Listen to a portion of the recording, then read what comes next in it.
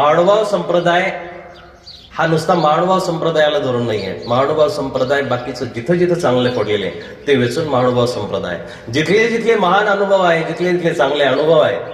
आणि मग सर्वज्ञांची उंची बघा किती आहे. आपण सर्वज्ञांना एका विचारामध्ये, स्वामींना एका विचारामध्ये बांधून ठेवलेले, पण नाही. स्वामी सर्वज्ञ श्री चक्रधर प्रभूंची जी उंची आहे, पाहण्याचा जो दृष्टिकोन आहे तो सगळ्या स्तरावरचा, उंच स्तरावरचा आहे, सगळ्या स्तरावरून उंच आहे. जे भगवान गोपालकृष्ण आणि 10व्या अध्यायामध्ये समजून सांगितलं सर्वज्ञांना तेच अपेक्षित आहे. पण सोप्या भाषेमध्ये सर्वज्ञ ज्यावेळेस भक्तीची थोरवी सांगतात, भक्ती सर्वोत्तम कशी असते हे सांगतात, त्यावेळेस मग स्वामींना कलियुगामध्ये कुणी सापडलं नाही. स्वामींनी द्वापारयुगामध्ये बघितलं, द्वापारयुगामध्ये कुणी सापडलं नाही. मग स्वामी डायरेक्ट त्रेतायुगामध्ये जातात आणि मग त्रेतायुगामधून स्वामींना लक्ष्मण सापडतो आणि मग भक्ती जैसे रामाची लक्ष्मणे केली. ही उंची आहे विचाराची दादा. हे लक्षात घेणं गरजेचं आहे. स्वामींना खुजं करू नका, स्वामींना बारीक करू नका. ज्यावेळेस महापुरुषांना आपण किंवा अवतारांना एकाच धर्मामध्ये, एकाच पंथामध्ये, एकाच रस्त्यामध्ये, एकाच वाटेमध्ये ज्यावेळेस गुंतवायचा प्रयत्न करू, ते महापुरुषांचे विचार सुद्धा तोकडे होणार आहे, बारीक होणार आहेत. महापुरुष तोकडे नाही आहेत. वटवृक्षाच्या छायेखाली सर्वच येऊन बसू शकतात. झाडाला विचारा की तू कुणाला सावली देतो, त्यावेळेस झाड म्हणणार नाही की माझा आवडता भक्त ब्राह्मण आहे किंवा माझा आवडता भक्त फक्त आंघोळ करून आलेला आहे. असं झाड कधीही म्हणत नाही. झाड त्याच्यावरती विष्ठा करणाऱ्या पक्ष्यांना सुद्धा आश्रय देत असतं. महापुरुषांचं तसंच आहे, अवताराचं तसंच आहे. अवतार हे सगळ्यांचे असतात, महापुरुष सगळ्यांचे आहेत दादा. त्यांना आपण बांधून टाकलं. मग बघा महापुरुषांची ही विटंबना आहे खऱ्या अर्थानं.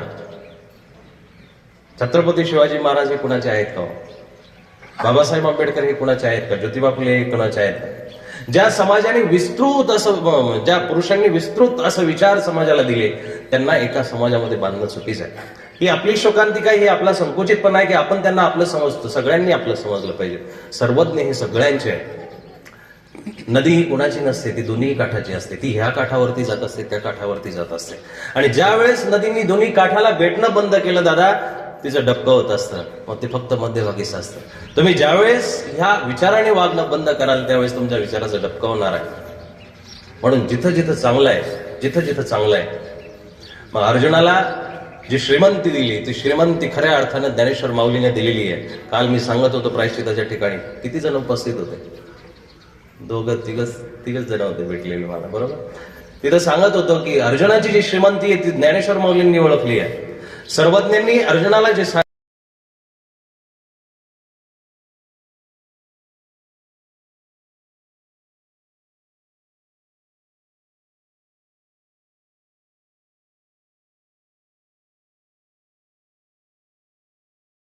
दिलेलं आहे, अर्जुनाची जी थोरवी वाखाणलेली आहे, त्यानंतर खऱ्या अर्थाने ज्ञानेश्वरांनी अर्जुन ओळखला. आणि मग अर्जुनाला जी उपमा दिली की अर्जुना, अगा तू परस्नेहाच्या राया, ऐक गा बाप धनंजया. तू सगळ्यात मोठा माणूस आहे. सगळ्यात मोठा माणूस म्हणजे तू परस्नेहाचा राया, म्हणजे सगळ्यात मोठ्या ऐकणाऱ्यांचा तू राजा आहे. आतापर्यंत जेवढे जेवढे ऐकणारे झाले त्याच्यामध्ये तू सर्वश्रेष्ठ आहे. अर्जुनाला असं कोणी म्हटलं का? अर्जुनाला आतापर्यंत आपण फक्त म्हणतोय अर्जुन दुःखी झाला, अर्जुन व्याकुळ झाला, अर्जुन मोहग्रस्त झाला. अरे पण अर्जुन मोहग्रस्त झाला म्हणून गीताशास्त्राचा जन्म झाला. एवढं मोठं आध्यात्मिक शास्त्र जे प्रसवलं ना, ते दुःखातून प्रसवत असतं. तुमच्या दुःखामध्ये सुखाचं बीज लपलेलं आहे. तुमच्या दुःखामध्ये सुखाचं बीज लपलेलं आहे. फक्त ते दुःख तुम्हाला योग्य ठिकाणी व्यक्त करता आलं पाहिजे. योग्य खांद्यावरती ज्यावेळेस तुम्ही रडाल ना, तर तुमच्या अश्रूंची किंमत होत असते. पण योग्य उंजळीमध्ये तुम्ही अश्रू जर गाळले तर तुमच्या अश्रूंची थट्टा सुद्धा होत असते. म्हणून योग्य ठिकाणी रडायला शिका, योग्य ठिकाणी रडायला शिका. आपण कोणाजवळही रडत बसतो. भिकाऱ्याजवळ रडून तुम्हाला तो काय देणार आहे? काय देणार आहे? हे अनंत जन्मापासून रडणं आपलं चालू आहे. ते कुठंतरी रड गाणं आपल्याला थांबवलं पाहिजे. म्हणून आईची थोरवी बघा,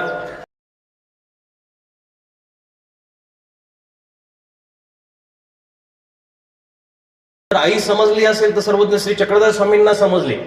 एवढा मोठा उभयदृश्य अवतार, परमश्रेष्ठ अवतार, एवढ्या जीवांना तो उद्धार करण्यासाठी आलेला अवतार, प्रत्येक क्षणाला जर शपथ घेत असेल तर आपल्या आईची शपथ घेतो. मी जर काही चुकीचं वागलं असेल तर मला मालोबाईची आण. हे सर्वज्ञांचे शब्द आहे. आईची थोरवी देव जाणे, खऱ्या अर्थानं देवानी जाणलेलं आहे. काय गरज आहे हो, काय गरज आहे? थोडंफार काहीतरी निस्तरण्यासारखं असेल, थोडंफार काहीतरी झाकण्यासारखं असेल तर तिथं देव म्हणतो की गोपाळनी आण.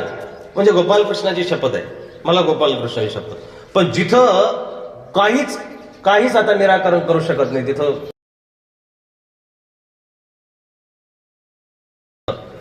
मालोबाईची, आणि देव म्हणतो की मला माझ्या आईची शपथ आहे. लक्षपूर्वक ऐका की खोट्या आईच्या शपथी घेऊन आपण खरे व्यवहार करत असतो. आईला जे श्रीमंत केलेले, आईला जे मोठं केले, आणि मग त्याच्यामध्ये आई नावाचं फक्त पात्र नाहीये.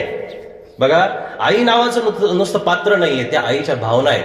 ती व्यक्ती कशी आहे, त्या व्यक्तीला रूप कसं आहे, त्या व्यक्तीला रंग कसा आहे, त्या व्यक्तीचं देखणं राहणं कसं आहे, दिसणं, याच्यावरती त्या आईची थोरवी सांगितलेली नाहीये. याच्यावरती त्या आईला मोठं म्हटलेलं नाहीये, आईच्या भावनेला मोठं म्हटलेलं, आईच्या भावनेला मोठं म्हटलेलं. सर्वज्ञांनी प्रत्येक क्षणाला आईचं नाव घेतलेलं आहे. आणि म्हणून 1200 सूत्रांमध्ये, 1250 सूत्रांमध्ये, सूत्रपाठामध्ये आईसाठी एक सूत्र आलेलं आहे की आईचं स्नेह, मातेचं स्नेह ते नैसर्गिक आहे. त्या स्नेहामध्ये कुठलाही आर्टिफिशियल रंग नाहीये. जिलेबी जर मुळात तुम्ही जर डायरेक्ट जर घ्यायला गेले ना तर ती जिलेबी तुम्हाला खावणार नाही. म्हणून तो हलवाई जो असतो ना त्याच्यामध्ये रंग टाकत असतो. कुठलीही बर्फी तुम्हाला घ्यायला गेले, तुम्ही पेढ्याचं जर तुम्ही दूध मलाई घ्यायला जा, दुधाचा एखादा पेढा घ्यायला जा, तो पेढा खूप पांढरा शुभ्र दिसतो ना, तो रंगामुळे दिसतो. मुळात दुधाला पांढरा शुभ्र रंग नाहीये, आणि तो जर आटवल्यानंतर तो तपकिरी होत असतो. नैसर्गिकता घालवण्यासाठी कुठेतरी रंग टाकावे लागतात, पण आईच्या स्नेहाला कुठलाच रंग टाकावा लागत नाही. आईला भावना टाकाव्या लागत नाही, त्या भावनेचं कुठलं इंजेक्शन द्यावं लागत नाही. आईला कानामध्ये सांगावं लागत नाही तुझं लेकरू आलं, त्याला दूध पाजायचं, त्याच्या खांद्यावरून हात ठेवायचा, त्याच्या डोक्यावरून हात फिरवायचा, त्याचं तोंड पदराने पुसायचं, आईला सांगावं लागत नाही. म्हणून आईचं स्नेह नैसर्गिक आहे. प्रत्येक माऊलीला आई होता आलं पाहिजे. जीन्स पॅन्टच्या आणि टॉपच्या संस्कृतीमध्ये आई हरवली कुठेतरी आपल्याला दिसते. त्या आईला जपा. आपल्या लेकरासमोर साडी चोळी मधली जी पौराणिक आई आपण बघितली, जिच्या पायासमोर आपल्याला वाकावं वाटतं अशी आई बघितली, डोक्यावरती पदर हलवून देणारी आपण आई जी बघितली, ती आईला जिवंत ठेवा. माय माऊल्यांनो, तुम्हाला सृष्टीची सृजन करता म्हटलेलं आहे. माऊली सृजक असते. पिता हा पोषक असतो, समाजाचा पिता पोषक आहे.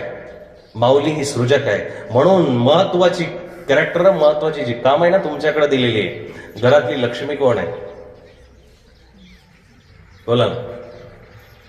स्त्री आहे की नाही? घरातली बरकत कोण आहे? स्त्रीलिंगी आहे ना. घरातले ऐश्वर्य कोण आहे? स्त्रीलिंगी आहे ना. घरातली संपत्ती कोण आहे? हो, घरातली शांतता कोण आहे? स्त्रीलिंगी आहे ना. जेवढी जेवढी महत्वाची रूप आहे तेवढी स्त्रीलिंगी आहेत. मग त्या स्त्रीचं कार्य असं आहे खूप गोंगाट करायचा, भांड्यांना पोचे पाडायचे, भांडे बदलून ठेवायचे किंवा भांडे खराब करायचे, फेकून द्यायचे, हे स्त्रीचं कर्तव्य नाहीये, कार्य नाहीये. त्या स्त्रीला शांतता निर्माण करता आली पाहिजे. ती स्त्री सृजक असली पाहिजे. त्या स्त्रीमध्ये लक्ष्मीसारखी श्रीमंती नांदली पाहिजे, संपत्तीसारखी उदारता नांदली पाहिजे. शांततेचं प्रतीक म्हणून त्या स्त्रीला बघितलं पाहिजे. एका घरामध्ये खूप मोठी श्रीमंती होती, खूप मोठी श्रीमंती होती, आणि भाग्य परिवर्तित व्हायला वेळ लागत नाही म्हणून भाग्याने करवट बदलली, कूस बदलली, आणि त्या घरातली संपत्ती, त्या घरातली जी ऐश्वर्यता होती ती निघून चालली. आणि मग लक्ष्मीनं निघून जाता जाता सांगितलं की संध्याकाळी तुमच्या घरामध्ये दारिद्र्याचा प्रवेश होणार आहे, सावध राहा. आजपासून तुमच्या घरामध्ये दारिद्र्याचा प्रवेश होणार आहे, सावध राहा. एवढं सांगून लक्ष्मी निघून चालली. सकाळच्या 10 वाजता घरातला मुख्य माणूस, 4 मुलांचा बाप आहे, तो जेवायला बसला. ताट समोर आलं. ताट समोर आल्यानंतर ताटातली भाजीचा पहिला घास घेतला, भाकरीचा घास घेतला.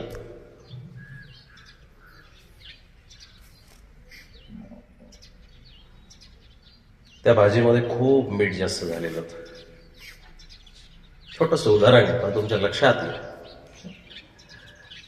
खूप मीठ जास्त झालेलं असतं, पण त्या सासऱ्यानी, त्या बापानी ते निमूटपणे खाऊन घेतलं. 4 सुना घरामध्ये, 4 मुलं शेतामध्ये काम करत आहेत, सासू घरामध्ये आहेत. त्या बाईच्या हातून मीठ जास्त झाल्या कारणानं भाजी खरड झालेली होती, पण त्या सासऱ्याने निमूटपणे घास घेतला. जेवण झालं, उठून गेला. तेवढ्यात मोठा मुलगा घरात आला आणि मोठ्या मुलाने बघितलं की बाबा जेवून गेलेले आहेत. तो जेवायला बसला आणि जेवण करायला बसल्यानंतर त्यांनी सुद्धा भाजीचा घास घेतला आणि त्याला सुद्धा भाजी खारट लागली. पण त्यांनी विचार केला की बाबा काही बोलले नाही, वडील काही बोलले नाही, त्यांनी निमूटपणे खाल्लं. दुसरा मुलगा आला, त्यांनीही निमूटपणे खाल्लं. तिसराही मुलगा निमूटपणे आला, त्यांनीही खाल्लं.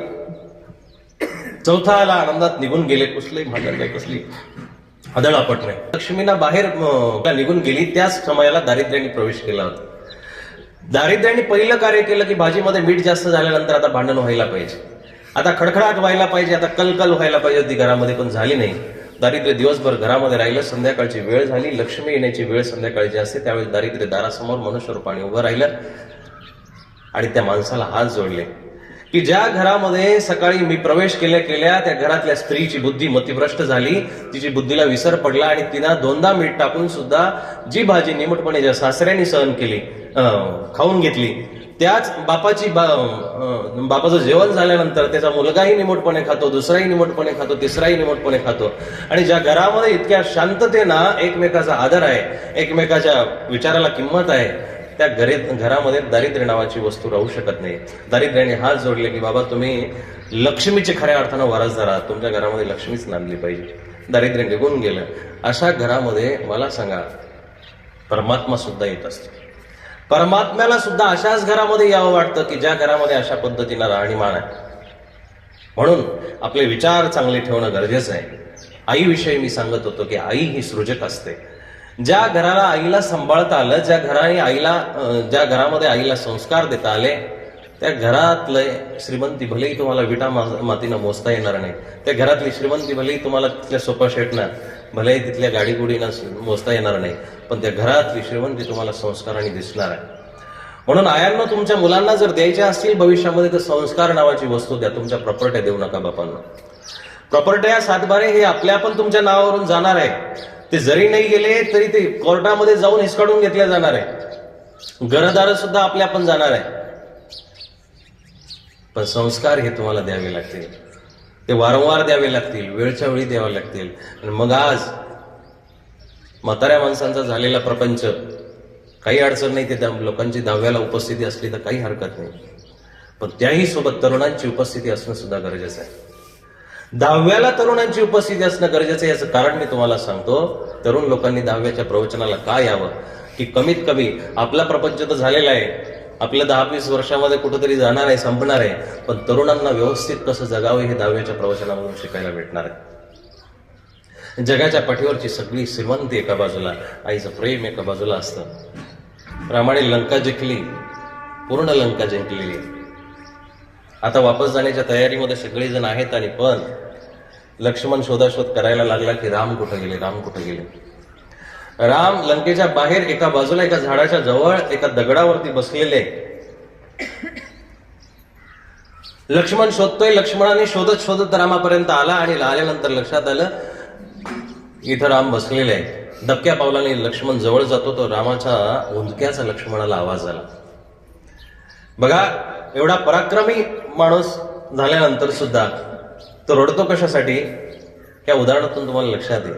लक्ष्मण पाठमोरा रामाला बघतोय. हुंदक्याचा आवाज ऐकल्यानंतर लक्ष्मण धावत जातो आणि रामाला उठवलं आणि गळ्याला मिठी मारली. मिठी मारल्यानंतर भ्राता काय झालं? अहो, आपण लंकेवरती स्वारी केली, एवढा दशानन आपण जिंकला आणि लंका जिंकल्यानंतर आता आनंद व्यक्त करायला पाहिजे, तुम्ही रडताय. तुमचं शल्य मला कळू द्या, काय नेमकं रडण्याचं कारण आहे. मग वाल्मिकी रामायणातला एक श्लोक आहे, अपि स्वर्णमयी लंका नमे लक्ष्मण रोचते. लक्ष्मणा, अरे जरी सोन्याची लंका असली तरी मला रुसत नाहीये, तरी मला आवडत नाहीये, याच्यामध्ये मला स्वारस्य नाहीये, मला माझ्या पराक्रमाची एवढा आनंद नाहीये. पण ह्या पराक्रमाच्या वेळी माझी आई मला जवळ असायला पाहिजे होती. दुसरी ओळ अशी आहे की जननी जन्मभूमिष्ठ स्वर्गादपि गरीयसी. लक्ष्मणा, याही पेक्षा, या लंकेपेक्षा, सोन्याच्या लंकेपेक्षा माझी जन्मभूमी आणि जननी ही स्वर्गादपि गरीयसी, स्वर्गापेक्षा मोठी वाटते.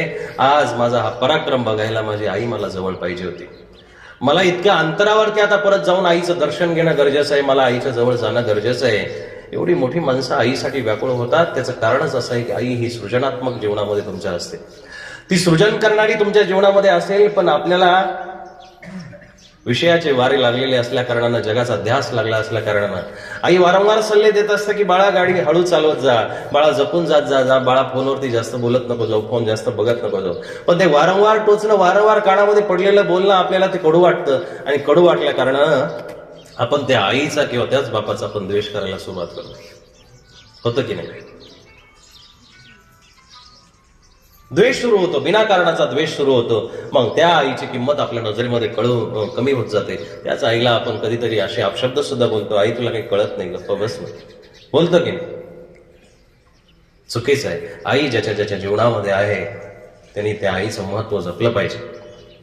ज्याच्या जीवनामधून आई निघून गेली ना दादा, त्या मातेचं मर्म त्या जीवाला विचारणं गरजेचं आहे.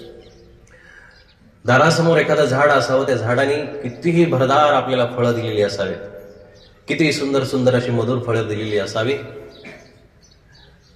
आणि आता फळं देण्याचं बंद झाल्यानंतर तरी आपण ते झाड राखून ठेवावं. त्याचं कारण असं आहे की आता ते सावली देणार आहे. जरी दारासमोर ते फळ देणारं झाड आता फळ देत नसलं तरी पण त्या झाडाची सावली खूप चांगली आहे, त्या झाडाची सावली खूप थंडगार आहे. तशा पद्धतीनं आपले आई वडील भलेही आता कामाचे राहिले नसतील, पण ते दारातून नुसते असले तरी शोभा आहे. त्या दाराचं तोरण किती सुंदर आहे, पायपुसणं किती सुंदर आहे, बाहेरचं गेट किती सुंदर आहे, पोर्च किती सुंदर आहे. याहीपेक्षा त्या ठिकाणी खुर्ची टाकून बसलेला बाप जर असेल, आई जर असेल, तर ते घर सुंदरच वाटणार आहे, सुंदर वाटणार आहे. आणि शेवटच्या समयाला बघा, आई वडील आता भलेही बिनकामाचे असले तरी पण त्यांच्या तोंडातून तुमच्यासाठी सल्ल्याचे, तुमच्यासाठी चांगले शब्द निघत असतात, चांगले शब्द निघत असतात. ते शब्द आपल्याला ऐकणं गरजेचं आहे, ते शब्द आपल्याला समजून घेणं गरजेचं आहे. आईच्या प्रेमाला आपण पोरके झालेलो आहोत. आजच्या काळामध्ये मातृत्व भावना आपली कमी होत चालली आहे आणि मग त्याचीच विडंबना म्हणून दृश्य दिसतंय. माझं प्रवचन प्रॅक्टिकल असं भावनिक, मी रडवत बिडवत नाही तुम्हाला. 10 दिवस रडताय, गेल्यानंतर आठवण आल्यानंतर रडणारच आहे तुम्ही. आणि रडायचा कार्यक्रमच नाही हा, पण आपण खूप अज्ञानी माणसं आहोत. आता खऱ्या अर्थानं निरोप द्यायचा कार्यक्रम आहे, आनंदाने निरोप. आम्ही जातो आमच्या गावात. ते गेलेले, आता गेलेला गतम न स्वच्छ, गेलेल्यावरती शोक काय करायचा.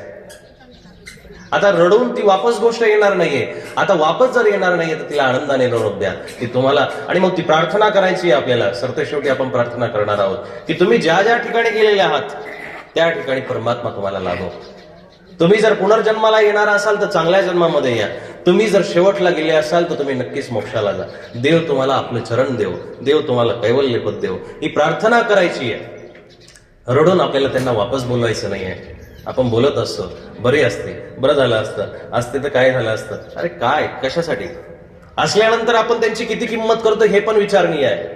याचा जरा विचार करा. हे आज 4 लोकांसमोर झाले, भलेही आपण आनंदाने किंवा दुःखाने म्हणत असो की असते तर बरं झाले असते, आणखी एक दिवाळी बघायची होती, आणखी एक लग्न बघायचं होतं, आणखी एक कार्यक्रम बघायचा होता, हे फक्त म्हणण्यासारखं आहे.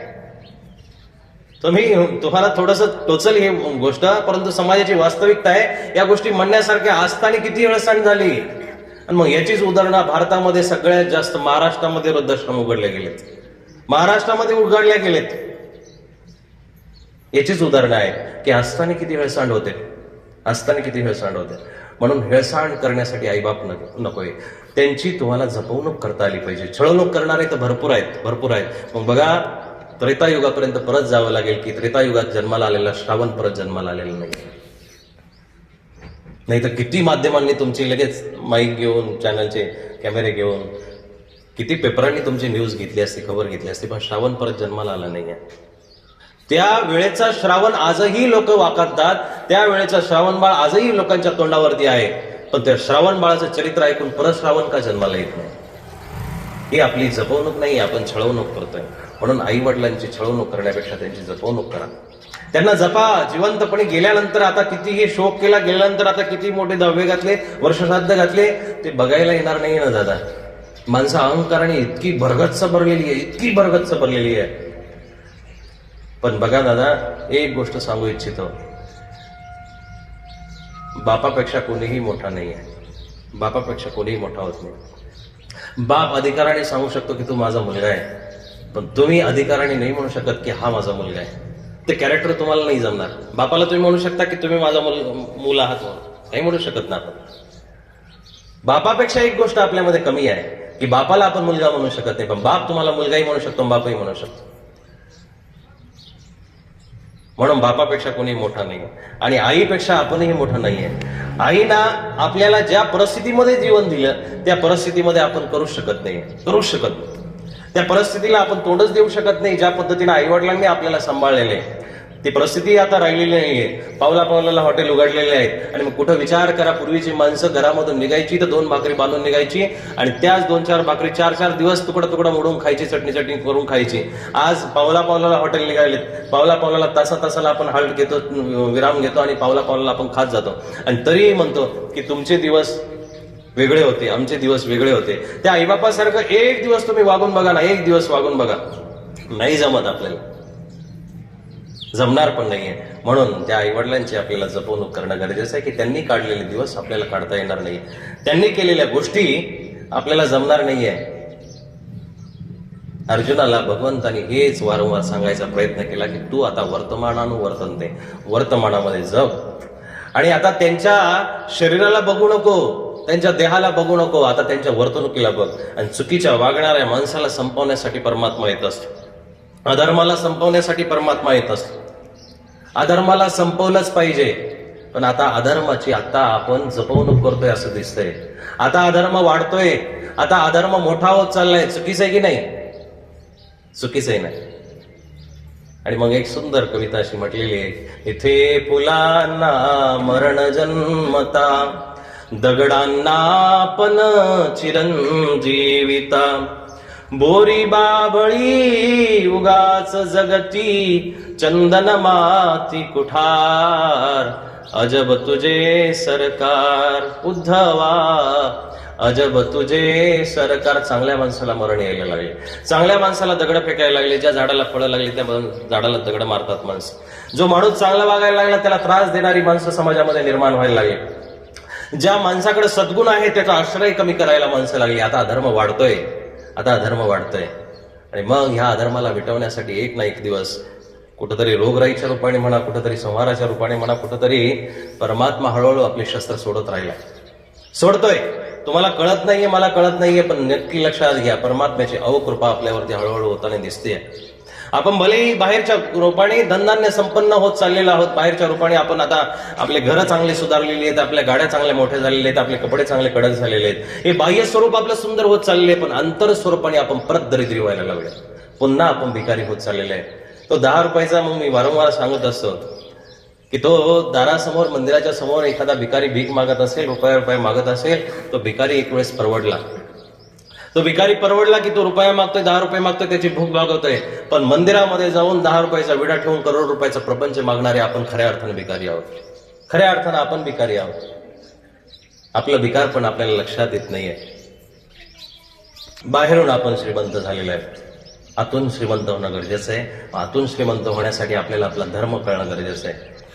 थोडके का असा ना, तुम्ही 100च माणसं आहात, 200च माणसं आहात, पण एका परिवाराचे आहात, एका धर्माचे आहात. हे खूप मोठं श्रीमंतीचं लक्षण आहे, हे खूप मोठं वैभवाचं लक्षण आहे. पण आपल्याला आपला धर्म कुठंतरी बोचतो, आपल्याला आपली आई कुठंतरी बोचते, आपली आई आपल्याला सुंदर वाटत नाही. पण बाहेरच्या मावशींना एक वेळेस तुम्हाला कपडे काय घेऊ द्या, एक वेळेस चांगलं जेव काय घालू द्या, एक वेळेस सोन्या काय म्हणू द्या, एक वेळेस बाळा काय म्हणू द्या, आईसोबत आपण लगेच बरोबरी करतो. बघ ती आई, ती मावशी, ती काकू मला किती सुंदर मला विचारपूस करते, मला माझ्या मित्राची आई तिथे घरी गेल्यानंतर किती सुंदर विचारते, आणि तुझं तर तोंड कायम सुजलेलं असतं, सुटलेलं असतं. काही काय बोलतो आपण आईला? चुकीचं आहे की नाही? स्वतःच्या धर्माबद्दल त्यालाच अभिमान येऊ शकतो की ज्याला स्वतःच्या आईबद्दल अभिमान आहे. स्वतःची आई ज्याला जपता आली ना, तोच भगवंतामध्ये सुद्धा आई बघू शकतो. मग तुमच्या या सगळ्या प्रार्थना व्यर्थ आहे, तुमच्या या सगळ्या प्रार्थना खोकल्या आहेत, तुमच्या या प्रार्थना सगळ्या रिकाम्या आहेत. त्वमेव माताच्या पिता, त्वमेव बंधुश्च सखा, त्वमेव, हे सगळं थोथांड आहे. जोपर्यंत तुम्हाला तुमच्या आईमधली आई जिवंत पाहता नाही आली, तुमच्या बापामधला बाप जोपर्यंत तुम्हाला बघता नाही आला, तोपर्यंत तुम्हाला जगन्नियाता परमात्म्यामध्ये सुद्धा बाप बघता येणार नाही. हे तुमच्या अहंकाराची जी कार्य आहेत ना, ती कुठेतरी थांबवा. या अहंकाराने तुम्हाला आतापर्यंत जे वाढत नेलेलं आहे ना, हे काँग्रेसच्या झाडासारखे, तो अहंकार कधी संपणार नाहीये. पण तुम्ही तुमच्या शुद्ध पिकाची पेरणी करा, शुद्ध पिकाला पेरत जा, तो अहंकार आपल्या पण संपणार आहे. भगवद्गीतेचं तत्वज्ञान असं कुणालाही समजत नाही, पण ज्याला समजलं ना दादा, तो जिवंतपणे अर्जुन झालेला आहे. मग तो 36 वर्ष त्या हस्तिनापूरचं राज्यही करतो आणि शेवटच्या समयाला वनवासामध्ये जाऊन, हिमालयामध्ये जाऊन भगवंताच्या चरणाचा आश्रय पण घेतो. ज्याला भगवद्गीता समजली त्याला. फक्त म्हणायचं आमचा ग्रंथ आहे, आमचा हिंदूंचा ग्रंथ आहे, खूप मोठा ग्रंथ आहे, भारी ग्रंथ आहे. अरे भारी ग्रंथ तुमच्या जीवनाला भारी करल तर ग्रंथ भारी, नाही तर ते पुस्तकच आहे, ते पुस्तकच आहे. तुम्हाला त्या ग्रंथाचा आश्रय घेऊन, तुम्हाला त्या गुरूंचा आश्रय करून, तुम्हाला त्या देवाचा आश्रय करून स्वतःचा धर्म मोठा करता आला पाहिजे. तर खऱ्या अर्थानं तुमचं जगणं आहे, आणि तरच तुम्ही खऱ्या अर्थानं मोक्षाला जाणार आहात, तरच तुम्ही खऱ्या अर्थाला मोक्षाला जाणार आहात. म्हणून समाजामध्ये राहत असताना हा देवाणघेवण्याचा व्यापार आहे साहेब. हा व्यापार स्वार्थाचाच व्यापार आहे. तुम्ही कितीही निस्वार्थ हे नाव म्हणायसारखे, म्हणण्यासारखी ही गोष्ट. संसार खूप चांगला आहे हे कशासाठी म्हणावं लागतं, आमचं खूप बरं चाललंय हे याच्यासाठी म्हणावं लागतं की वाईट सांगून कोण ते निस्तरणार आहे, कोण बरं करणार आहे. जर माझी बायको वाईट आहे हे असं म्हणा एखाद्या नवऱ्याने म्हणावं तर संध्याकाळी वादे ना, म्हणून चालणार नाही ना दादा. हो माझी खूप लक्ष्मीच्या पावलानी आहे, ती भलेही कुठल्याही पावलाची असो, पण ती लक्ष्मीच्या पावलाची म्हणावंच लागतं. याचा अर्थ प्रवचन तुमच्या खरंच हृदयापर्यंत पोहोचले की 10व्याच्या प्रवचनात सुद्धा तुम्ही हसले. म्हणावं लागतं. संसार खोटा आहे ना साहेब, पण चांगला आहे हे म्हणावं लागतं. का? कारण खोटं सांगून चालत नाही. खोटा आहे तर सोडत का नाही? मग लोक लगेच प्रश्न करतील, खोटा आहे तर सोडून दे ना, तुझी बायको जर चांगली नाही तर सोडून दे. नाही ना, चालत नाही, चालत दादा. खोटा आहे, प्रपंच खोटा आहे, पण त्याला सुखाची आता तुम्ही मालिश दिलेली आहे, मुलामा दिलेले आहे, सुखाचं तुम्ही अस्तर फिरवलेले लावलेले आहे. सुखाचा रंग भिंती कितीही कुचक्या झाल्या, भिंती कितीही ठिसूळ झाल्या, पण रंग त्यांना परत साबित करत असतो की तुम्ही पक्के आहात. हे वारंवार मरम्मत करावी लागणार आहे. स्वार्थाशिवाय ह्या प्रपंचाला दुसरं कुठलंही नाव देता येणार नाही. आणि मग संत श्रेष्ठ बरेचसे सांगत गेले की बाबांनो, जन हे सुखाचे दिल्या घेतल्याचे अंतकाळीचे बा कोणी नाही. फक्त देत घेत राहा. तुमचा मुलगा तुम्हाला पप्पा म्हणणार आहे, माय डॅड इज बेस्ट डॅड. हे वारंवार तुमचा मुलगा तुम्हाला म्हणत राहणार आहे. पत्नीला देत जा, माझे पती भाग्य परमेश्वर आहेत, हे वारंवार तुम्हाला ऐकायला भेटेल. सगळ्यांना तुम्ही जोपर्यंत आणून देता, जोपर्यंत घर भरता, तोपर्यंत तुमची इज्जत आहे. मग बघा, प्रपंचाची आणि परमार्थाची तुलना करताना संत म्हणतात की प्रपंचामध्ये तुम्ही ज्या ज्या वेळेस जेवढे जेवढे म्हातारे होत जाल ना, तेवढी तुमची किंमत कमी होणार आहे. पण परमार्थामध्ये जेवढे तुम्ही वयोवृद्ध होणार आहे, तेवढी तुमची किंमत वाढत जाणार आहे. ही परमार्थाची आणि प्रपंचाची वास्तविकता आहे. प्रपंच जर खरा म्हणावा तर तुमचे बिस्तरे घराच्या बाहेर का निघतात, पलंगा बाहेर, खाटा बाहेर का टाकलेले आहेत? तुम्ही तर घराचा आत्मा आहे असं समजून त्या घराला मोठं केलं. मग तुमचं घर मुख्य पाहिजे ना, तुम्ही मोठे पाहिजे ना. मरेपर्यंत तुमच्या शब्दाला डावलणारा पुत्र सुद्धा तुम्हाला तयार करता येणं गरजेचं आहे. मरेपर्यंत तुमचा शब्द प्रतिपालन केला पाहिजे ना. मरेपर्यंत तुमच्या म्हणण्यानुसार ते घर चाललं पाहिजे ना. पण नाही चालत ना, शोकांतिक आहे ना, शोकांतिक. म्हणून याला खरं समजू नका. खरा तो एकची धर्म, परमेश्वराचा धर्म खरा आहे, परमेश्वराचं ज्ञान खरं आहे, परमेश्वराची भक्ती खरी आहे. आणि ज्या ज्या व्यक्तीच्या जीवनामध्ये परमेश्वराची भक्ती आली त्याला हा प्रपंच समजलेला आहे. आणि मग शेवटचं पद आहे की तुका म्हणे मज सोड विना कोणी एका चक्र पाणी वांचणे. परमात्म्याच्या जवळ तुम्हाला जावं लागणार आहे, हरिहरी म्हणावंच लागणार आहे, देवा देवा म्हणावंच लागणार आहे. त्याचं स्मरण केल्याशिवाय, त्याचा नामस्मरण उच्चार केल्याशिवाय तुम्हाला पर्याय नाहीये दादा. त्याचा उच्चार करावाच लागणार आहे, त्याला शरण जावंच लागणार आहे. तुम्ही खूप बारीक कण आहात, तुम्ही मीर. वृक्षाची पान आले ज्याची सत्ता राहिली अंता मग कोठे. झाडाच्या प्रत्येक पानाला हलवण्याची ताकद त्याची आहे. तुम्ही मी कुठे नाही, कुणीच नाहीये. तुमच्या पद, तुमची प्रतिष्ठा, तुमची श्रीमंती हे फक्त एक वाऱ्याचा झोका आहे. त्याचं वारं येऊ द्या. मग आपण कोरोनामध्ये बघितलं, भले भले पहाडासारखी माणसं एका क्षणामध्ये नेस्तनाबूत झाली, नेस्तनाबूत झाली, काहीच टिकू शकत नाही.